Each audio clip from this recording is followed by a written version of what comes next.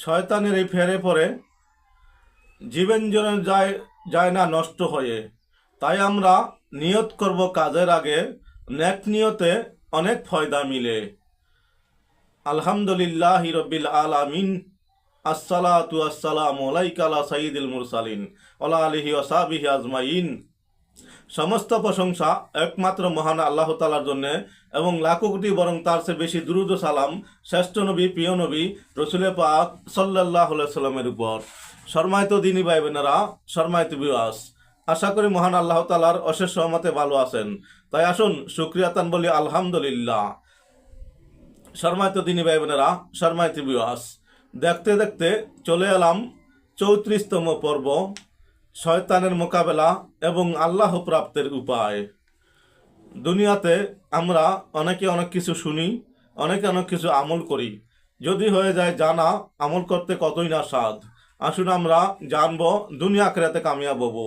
তাই শুরু করার পূর্বে অবশ্যই সাবস্ক্রাইব করে পাশে থাকা বেল আইকনটি অন করে দিবেন, যেন উপকারী ভিডিও আপনার কাছে পৌঁছে যায়। এবং ভালো জিনিস শেয়ার করলে নেকি হতে পারে, তাই বেশি বেশি শেয়ার ও লাইক করবেন। আপনার একটি লাইকের কারণে ভবিষ্যতে ভালো কিছু করার উৎসাহ আমি এবং অন্য লোক পেয়ে থাকে। তাই আসুন আমরা মূল পর্ব শুরু করি। এই কিতাবটি লিখেছেন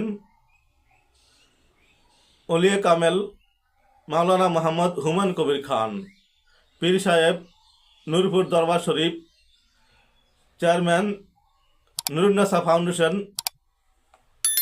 নূরপুর দনিয়া, ঢাকা, তরিকা মাদিনা জামাত খলিফা। জিক্রুল লাতাইফ। মানুষের শরীরে অবস্থিত কালব, রুহু, সির, কফি, আকফা, নফস, লতিফাসমূহ আল্লাহ তাআলার জিকির জারি হওয়া ও অনুভব করা। আরবা আনাসের মানুষের শরীরের সৃষ্টিগত উপাদান, যথা আব, আতস, খাগ এবং বাদ। এগুলোর জিকিরের প্রকৃতি মানুষ হওয়া ও অনুভব করা। সুলতানুল আসকার মানুষের সমস্ত শরীর এবং শরীরের সকল লোমকূপে জিকির জারি হওয়া ও অনুভব করা। আনোয়ারুল লাতাইফ লতিফাসমূহ বিভিন্ন রঙের নূর অবস্থান করা এবং দেখতে পাওয়া। জিয়ারাতুল আরওয়া মুরাকাবার হালতে আলমে বর্জকে অবস্থানকারী রুহু সমূহের সাক্ষাৎ লাভ করা। শায়ের সোগরা বিশ্বের মাঝে রুহানিভাবে ভ্রমণ করা। শায়ের কোসরা, শায়ের কুবরা উর্দু জগতে রুহানিভাবে ভ্রমণ করা। ফানাফিল্লা আল্লাহ তাআলার ধ্যানে বিলীন হয়ে যাওয়া। বাকাবিল্লা আল্লাহ তাআলার সিফাতসমূহের মাঝে, আল্লাহ তাআলার সিফাতসমূহের মধ্যে টিকে থাকা। অত্র কিতাবের ৩য় অধ্যায়ে মারফাতের উপরোক্ত সবকসমূহের দলিল ভিত্তিক বিস্তারিত আলোচনা করা হয়েছে। সম্মানিত ভিউয়ার্স, সাবধান থাকলে অনেক কিছু থেকে বাঁচা যায়। তাই আমরা সাবধান থাকব। শয়তানের ধোঁকা অতি শুষ্ক। ভালো কিছু শোনার আগে, ভালো কিছু করার সময় শয়তান ধোঁকা দিয়ে থাকে। তার চেষ্টা অব্যাহত থাকবে কিয়ামত পর্যন্ত। এবং বিভিন্ন মাধ্যমে শুনতে পাই, একটা লোক মৃত্যুর সময়ও শয়তান তাকে ধোঁকা দিয়ে থাকে, মৃত্যুর পর কবরে গিয়েও তাকে ধোঁকা দিয়ে থাকে। এই ধোঁকা থেকে বাঁচতে হলে জানতে হবে, মানার চেষ্টা করতে হবে। সহি নিয়ত করলে ইনশাআল্লাহ বাঁচার সম্ভাবনা বেশি। আসুন আমরা রসুলে পাক সাল্লাল্লাহু আলাইহি সাল্লামের উপর বেশি বেশি দুরূদ শরীফ পড়ি এবং সহি নিয়ত করি। মারফাতই সঠিক পথ বা নাজাতের পথ চিনার একমাত্র উপায়। ইসলাম ধর্মে উলামায়ে কিরামের মধ্যে অনেক মতভেদ ও মতানৈক্য রয়েছে। যুগে যুগে যুগে যুগে অনেক ফিরকার ও উদ্যোগ হয়েছে। অনেক বিষয় বা মাসালায় ইখতিলাফ বা মতভেদ রয়েছে। আকীদা ও আমল বিষয়ে ব্যাপক মতভেদ পরিলক্ষিত হয়। এক দল অন্য দলকে বাতিলপন্থী বলে গণ্য করে থাকেন এবং পরস্পর ঝগড়া বিবাদে লিপ্ত হন। উলামায়ে কিরামের মাঝে শিরক ও বিদআত নির্ধারণেরও যথেষ্ট বিতর্ক রয়েছে। উল্লেখিত বিষয়াবলীর তে অনেক উলামায়ে কিরাম অনেক বাড়াবাড়িও করে থাকেন। নিজস্ব মতে বিভিন্ন পুস্তক রচনা করে থাকেন। ওয়াজ মাহফিল, মিডিয়া ও ধর্মীয় অনুষ্ঠানে মতামত প্রচার করে থাকেন। আর প্রত্যেকেই কোরআন ও হাদিসের দলিলের মাধ্যমে নিজের মতকে সহিহ হিসাবে গণ্য করেন এবং চিন্তা প্রসূত ও মন গড়া ব্যাখ্যা দিয়ে থাকেন। প্রত্যেক ব্যক্তি স্ব মত নিয়ে সন্তুষ্ট এবং নিজেকে সঠিক পথের অনুসারী বলে দাবি করে থাকেন। এমন্ত অবস্থায় সঠিক পথ ও মত বের করা অত্যন্ত কঠিন। অপরদিকে সঠিক পথ ও মত জেনে সেটার অনুসরণ করা প্রতিটি মুসলমানের জন্যই অপরিহার্য। কেননা ৭৩ দল ইসলামের নামে ইসলামের মাঝেই হবে।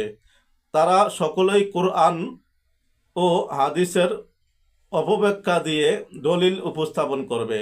তাই শুধু কোরআন ও হাদিসের ব্যাখ্যামূলক উদ্ধৃতি শুনলেই সেদিকে ধাবিত হওয়া বিপদমুক্ত নয়। কেননা সঠিক পথ মাত্র একটি হবে, অন্য সবগুলোই ভ্রান্ত হওয়ার ব্যাপারে হাদিসে সুস্পষ্ট বর্ণনা এসেছে। এমন্ত অবস্থায় উপরোক্ত মতভেদ সমূহ থেকে উত্তরণ এবং সঠিক পথ ও মত জানার উপায় হচ্ছে আল্লাহ প্রদত্ত উপকারী কালবি জ্ঞানের মাধ্যমে বাছাই করা। যেমন আল্লাহ তাআলার বাণী, যারা জিকিরকারী, যাদের কালব আল্লাহর জিকিরের মাধ্যমে জিন্দা বা আলোকিত, তাদের কাছে তোমরা জানতে চাও যদি তোমরা না জেনে থাকো।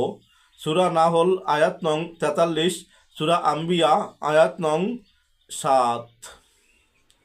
ইলমে মারেফাত হলো বাস্তব জ্ঞান, চাক্ষুষ জ্ঞান, প্র্যাকটিক্যাল জ্ঞান, সংশোধিত জ্ঞান, আল্লাহর পক্ষ থেকে ইলহাম ও ইলকার জ্ঞান, মুকাশশাফার জ্ঞান এবং শয়তানি ওয়াসওয়াসা থেকে মুক্ত জ্ঞান। সুতরাং এ পদ্ধতিতে সঠিকভাবে যা জানা যাবে তা সন্দেহ হাতীত।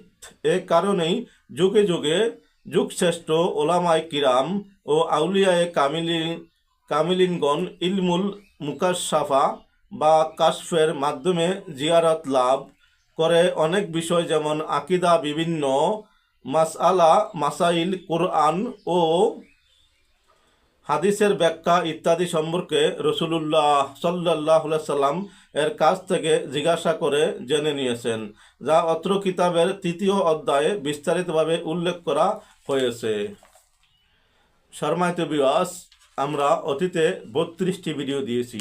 আলহামদুলিল্লাহ আপনাদের সাড়া পেয়েছি, তাই আমরা ভবিষ্যতে করব ইনশাআল্লাহ।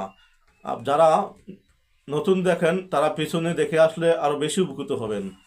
আমাদের সমাজে অনেকে এমন আছে যে তাদের মাঝে ইলমে মারেফাত না থাকার কারণে তারা সঠিক পথ নির্ণয় করতে না পেরে বিভিন্ন দুনিয়ামুখী আলিমদের লেখা পাঠ করে এবং আলোচনার মুগ্ন হয়ে ভুল পথ অবলম্বন করেছেন ও নিজেকে সঠিক বলে দাবি করেছেন এবং অন্যকে সেদিকে আহ্বান করে গুমরাহ করার অপরাধী হচ্ছেন।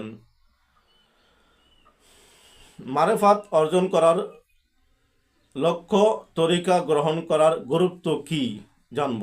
ইলমে মারেফাত অর্জন করতে হলে যে পথে চলতে হয় সে পথকে তরিকত বলা হয়, যাকে কোরআনের ভাষায় সিরাত, সুবুল এবং মিনহাজ ইত্যাদি শব্দে উল্লেখ করা হয়েছে। যেমন মহান রাব্বুল আলামিন ঘোষণা করেন, যারা আমাকে আল্লাহকে পাওয়ার পথে প্রচেষ্টা বা সাধনা করে আমি অবশ্যই তাদের জন্যে আমার পথসমূহের, তরিকাসমূহের সন্ধান দিয়ে দেব এবং নিশ্চয়ই আল্লাহ তাআলা সৎপরায়ণদের সাথে আছেন। সূরা আনকাবুত আয়াত নং ৬৯। অপর জায়গায় আছে আল্লাহ তাআলা বলেন, আমি তোমাদের প্রত্যেক জাতির জন্যই একটি করে শরীয়ত, সমস্ত জীবন ব্যবস্থা দান করেছি। এবং আরেকটি আত্মতান্ত্রিক ব্যবস্থা ও তরিকা দান করেছি। সূরা মাইদা আয়াত নং 48।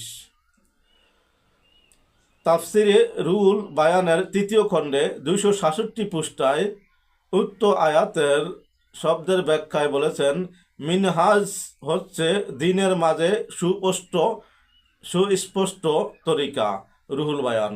তাফসিরে ইবনু কাসিরের ৩য় খণ্ডে ১২৯ পৃষ্ঠায় এর ব্যাখ্যায় এসেছে, হজরত ইবনু আব্বাস রাদিয়াল্লাহু তাআলা আনহু বলেছেন, মিনহাজ হচ্ছে পদ্ধতি, অর্থাৎ প্রকাশ্য ও সুস্পষ্ট তরিকা ও মাসালাক। তাফসিরে ইবনে কাসির। সম্মানিত ভিউয়ার্স, ব্যস্তময় জীবনে ক্ষুদ্র ক্ষুদ্র করে কথা শুনলে এটি কাজে লাগতে পারে। তাই আমি গুনাহগার, 10 থেকে 12 মিনিট 15 মিনিট করে ভিডিও করি। তাই অনুগ্রহ করে পুরো ভিডিও দেখে আপনার মতামত জানালে উপকৃত হব এবং ভালো কিছু করার চেষ্টা করব ইনশাআল্লাহ। সম্মানিত ভিউয়ার্স, উপকার মনে হলে অবশ্যই সাবস্ক্রাইব করতে ভুলবেন না। শেয়ার ও লাইক করে অপর ভাইকে জানিয়ে দিন।